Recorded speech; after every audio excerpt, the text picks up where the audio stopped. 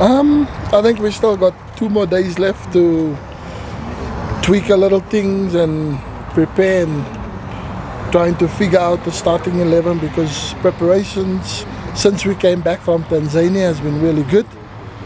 We couldn't complain about the training facilities, you know, everything is up to good standards, so we got the most out of what we needed.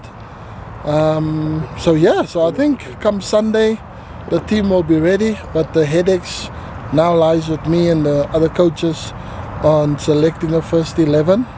But I'd rather have those kind of headaches than anything else. But the team is ready and fit and healthy. My head's as big as a watermelon. It's pretty big because I think everyone's worked really hard and well, and I think it's a little bit unfair that you can only pick 11 players to start the match. But yeah, that's FIFA rules, CAF rules, the rules of football.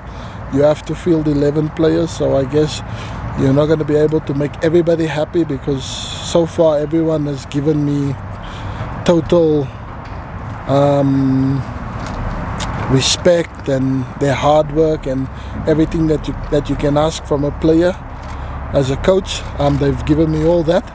So yeah, then for me to select 11 players out of the whole group, it is a really tough job, but I guess that's why they pay us the money they do, to make those kind of decisions and disappoint some players that might not feel that, you know, they deservedly to be on the bench. They should start the match also. But yeah, I think come Sunday, myself and my technical team will make the right decisions, because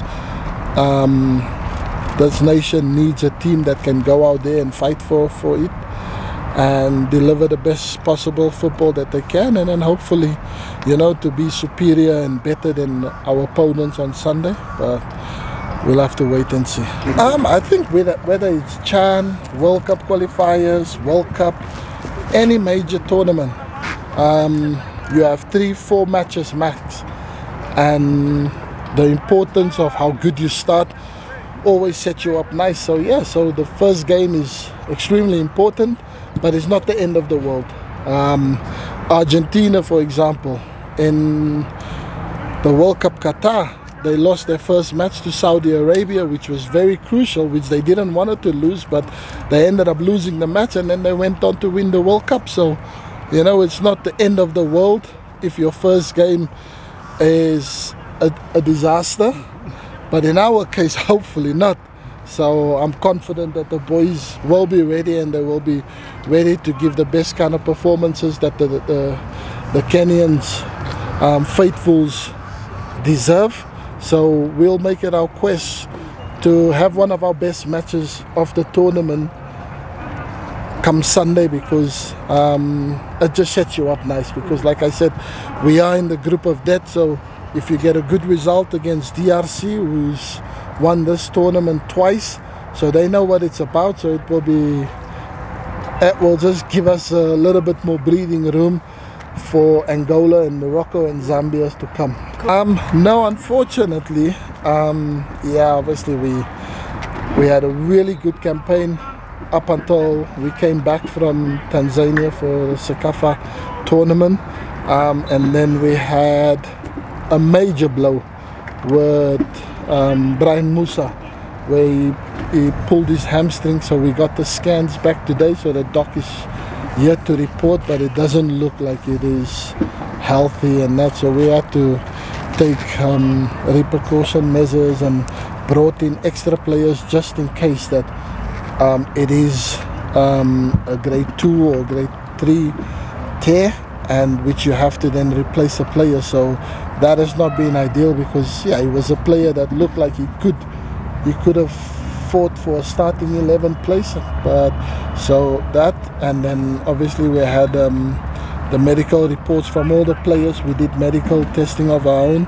and then we found out that there was also a slight problem with the heart of one of the players, Pamba Swale. So he had a little bit of a defect. So I think for cautious reasons, we first need to find out from the medical department from CAF what to do in this situation. Is it a critical one, or is it a one that could jeopardize the player's career, his future moving forward?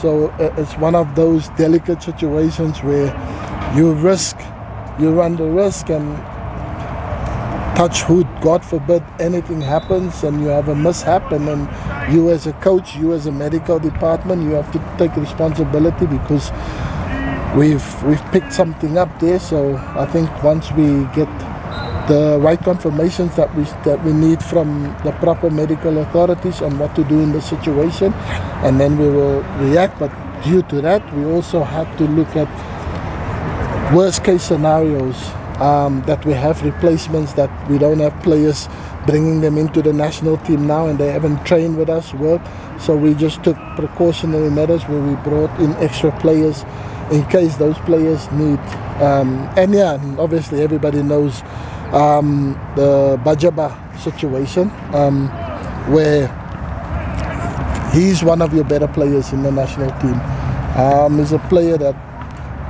I believe in a lot, and I gave him an opportunity as well. So he's always been loyal to me, to the national team, to his teammates and that. So he got an injury before we had the last international break, and it was a grade 2 tear in the muscle, in the thigh muscle.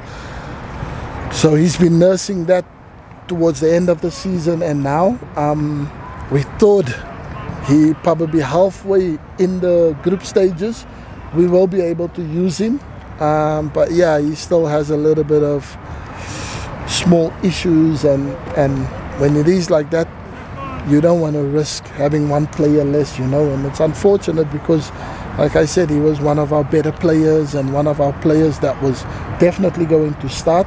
So you have to then make a decision, a very important decision, if you leave one of your better players out the squad, or you keep him in there and hopefully you get to the knockout stages, to the semi-final, quarter-finals, and then you can throw him out. But he will eventually would have missed all of our group stage matches. So, but we just felt that it was a little bit unfair on everybody else, because everyone works hard, and to keep a player here that you gamble that you're going to reach the quarterfinals or semi-finals of the CHAN, and then you can play him. So we made that this tough decision, that it was probably better.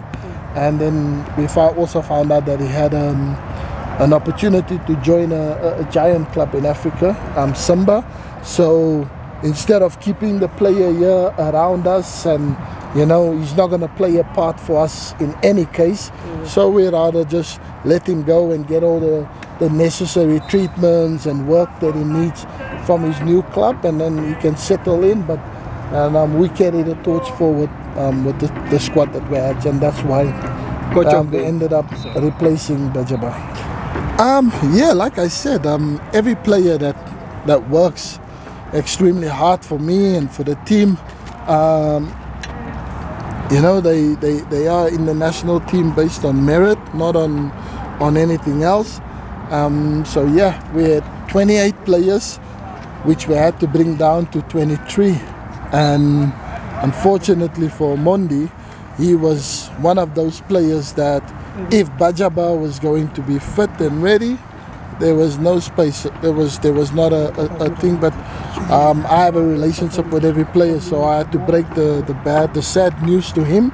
But he took it well, and it's always like anything can happen in football. Today you're on a high, you're on top of the mountains. Tomorrow you're down there on your back. So you know, you have to just keep working hard and keep taking the negatives with the positives. And the positives were that he was part of the squad and he worked himself to be in the squad. Unfortunately, there was 23 players that needed to be selected and he wasn't one. So it wasn't a big disappointment for him because he was still part of the squad.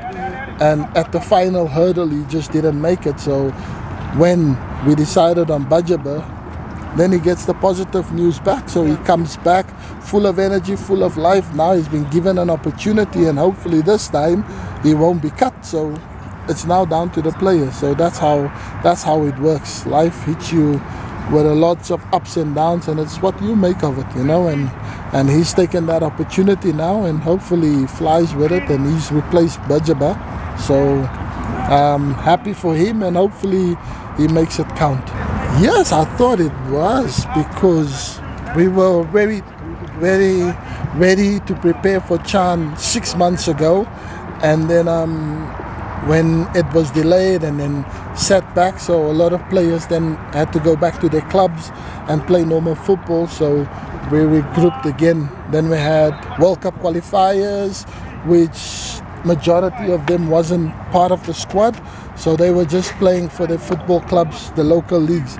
And now that Chan has resurfaced, and we are 3 days away from starting our first game, so we had almost a month together now. So I think it was more than enough time for us to have rekindled the love that we should have had 6 months ago, but now for Chan. So hopefully, I think everyone is in the right mindset and ready to go, because having Chan postponed for 6 months has kind of given everybody a chance to also work on become better during that time, and now they will be ready to showcase their talent, and hopefully Kenya is not going to be a disappointment.